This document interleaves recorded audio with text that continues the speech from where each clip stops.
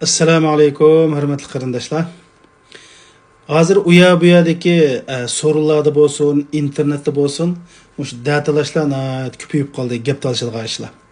Bo'libmi bu gap talashadigan ishlar matematika, tarix, millatninki kelgusi haqida, tibobatda, ya'ni mushunga o'xshash pallada emas, talash qiliyada nimani talashadi, dinni talashadi. Xuddi hamma odam o'sha din o'qib maktab bitirgandek qilamadi. Ana bu talashishninki ko'p bo'lib ketishining sababi nima desa, bilmaydigan odam o'zi bilmaydigan tema haqida so'zlaydi, buningga aralashadi.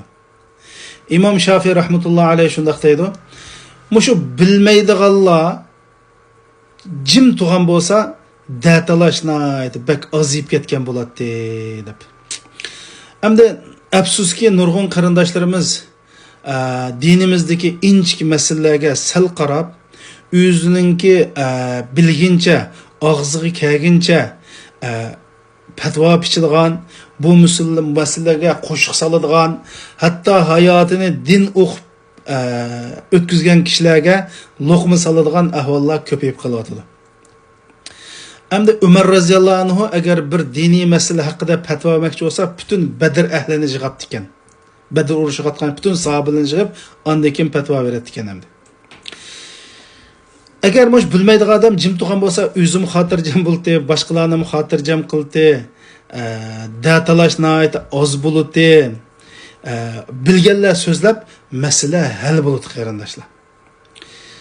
Uning aksicha bo'lyapti hozir. Bir kuni Imom Shafiy rahmatullohi alayhi xo'shal o'quvchilarning qishiga kelibdi. Voy imom, bugun naydi bir xo'shal bo'lsa, men bugun bir oddiy odam, ya'ni o'qimagan bir odam bilan munozaralashib yengib oldim degan. Va ustoz siz degan ni olimlarni munozarada yengan do'stlar, qanday qilib bu oddiy bir odamni yengan qo'shib ketsa desa, men har qanday olim bilan munozara qilib yengilib boqmadim. Amma jahillar, nadallar, o'qimaganlar bilan munozara qilib bir qatim yeng boqmagandim, ma qatim yengdim deb o'zining xo'shal bo'lganligini degan. Qarindishim, sizning bir narsa bilmasligingiz, mening bir narsa bilmasligim ayib emas, o'rgansak bo'ladi. Ayib bilmagan narsa haqida so'zlash bu ayib endi.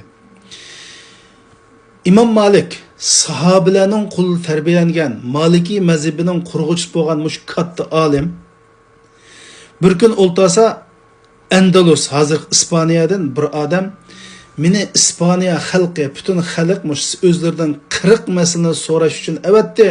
Men bir oyda misha keldim, mush 40 masalaga bir javob bersizlar bo'lsa, javob bergan bo'lsalar deganda, Imom Malik savollarni anglab boqib, 4 ga javob berib, 36 ga bilmayman deb javob bergan. Voy imom, nima deylar bu dunyoda, osmonning ostida, zamin ustida yashayotgan insonlar ichida buni sil bilmas kim bildi degan chog'da kechir qarindishim, bilmayman degan. Qarindoshlarimiz bilmaydigan masalani bilmayman deyish axloq, fazilat.